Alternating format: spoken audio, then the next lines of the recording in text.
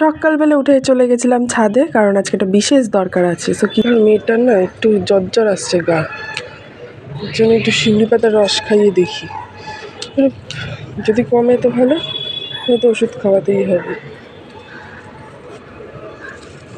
আর ভীষণ তিতো না, খেতে চায় না, যেন একটু আগা থেকে নিচ্ছে। এই হলো আমার দরকার, কারণ মেয়েটার ভালো সর্দি লেগেছে। এখন আমি ওকে রস টস খাওয়াবো।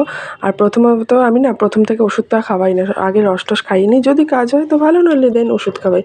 সো এখন এরপরে একটু রস টস খাইয়ে নিলাম ওকে, আর ঘুমের মধ্যে রসটা খাইয়েছি, নইলে খেতে চায় না। দেন তারপরে একটু বিছানার চাদর টাদর সমস্ত পাল্টে একদম কাচতে দিয়ে দিলাম। আর এখন বিছানা টিছানার সমস্ত কিছু গোছাচ্ছি, নইলে না ওই সেইগুলো পড়েই থাকবে। আর জানো, আজকে না এই রসটা না ওকে খাওয়ালে না আমাকেও খেতে হয়, নইলে বলবে এত তিতো, আমি একা কেন খাবো, তুমিও খাও।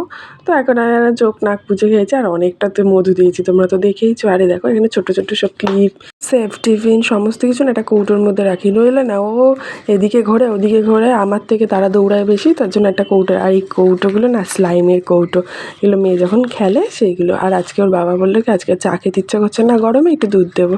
সো তার জন্য ওকে একটু দুধ দিয়ে একটু হলুদ দিয়ে দিলাম। আর আগের দিনে আলুর দম করেছিল, সেটাই ওকে একটু গরম করে দিলাম, ওটাই ও রুটি কিনে নিয়ে যাবে।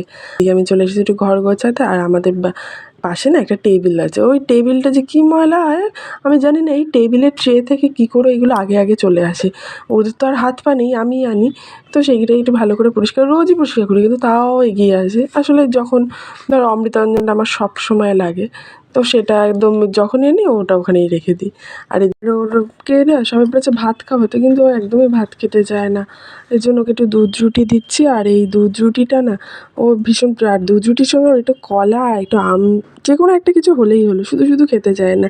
আর এই গরমের মধ্যে আমাদের আজকে সকালবেলা হয়েছিল পান্তা ভাত আলু ভাজা, সো সেটা একটু খেয়ে নিচ্ছি। আর এই দেখো মেয়ের সঙ্গে কথা বলছি।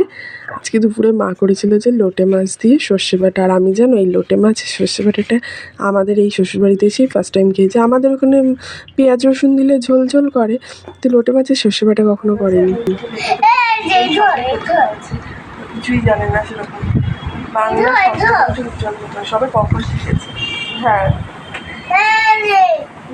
আর এদিকে ওকে খাওয়াতে বসিয়েছি, আর ও দেখো আমার সাথে কী করছে, খেলা করছে। আসলে সবসময় তো বাচ্চাদের সঙ্গে বকলেও হয় না, মাঝে মাঝে একটু খেলতেও। সেবাটা খেয়ে দিয়ে একটু ঘুম দিলাম। আর এই হলো আমার বিকেলের আকাশ, আমার নিঃশ্বাস নেওয়ার আধ ঘন্টা, এই আধ ঘন্টা আমি সারা দিনের অক্সিজেন নিয়ে নিই।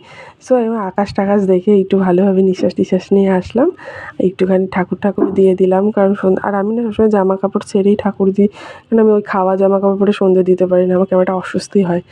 আর অনেক দিন হয়ে গেছে আমার হাতের শাখাটা না পরিষ্কার করা হয় না, কেমন একটা ময়লা পড়ে গেছে, তো সেটা আমি একটু পরিষ্কার করে নিলাম। আর নইলে না ময়লা পড়তে পড়তে ভালো মানে পরিষ্কার করতে পরে ভীষণ অসুবিধা হয়। আর আজকের না যেহেতু পড়ানোটা ছিল না, এর জন্য ভাবলাম যে না আজকে আমি ঘরটা একদম ভালোভাবে ডিপ ক্লিন করি। তো এর জন্য একটা ভালো মতো ঝাড়পোছ করি। আমি বুঝি না যে কেন এত মানে ধুলো কোথা থেকে জমে, প্রতিদিনই দেখি ধুলো জমে টেবিলের ওপর, খাটের কোনায় টোনায়, আয়নায়, কোথা থেকে যে এত ধুলো আসে কে জানে। তো সেটাই একটু পরিষ্কার করলাম। আর এমন না যে ঘরে সিগারেট ফিগারেট খাওয়া হয়, সেটাও তো না, কোথা থেকে যে ধুলো আসে কে জানে। জানলা ঠানলাও তো খুব একটা খোলা হয় না, তো হয়তো গরমের জন্য আসে। আর এদিকে আমাদের টিভিটা কেনার পরও আমি এখনও অবধি মানে টিভিটা সেভাবে পরিষ্কার করতে ভয় লাগে।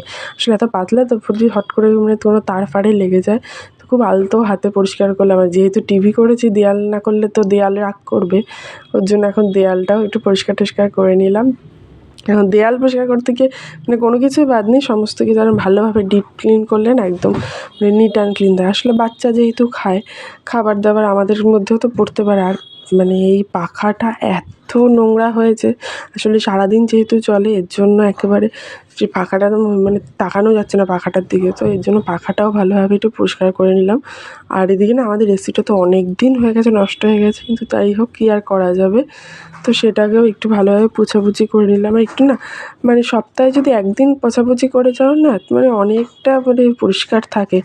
আর যদিও রোজের পরিষ্কার তো ভালো, কিন্তু রোজ রোজ বাচ্চা রয়েছে, করা যায় না, তো কী আর করা যাবে। আর এদিকে এই ঘরটা হয়ে গেল, এদিকে তো এবার বাবার ঘরেও এসেছি, ওই ঘরটাও একটু দেখলাম ভালোভাবে ঝুল পড়েছে, তো সেটাও একটু করে নিলাম। আর আজকে না মানে এই পরিষ্কার টরিষ্কার করে প্রচণ্ড হাঁপিয়ে গেছে, এর জন্য একটু দইয়ের ঘোল বানিয়ে চাই। দইয়ের ঘোলটা হেভি হেলদি।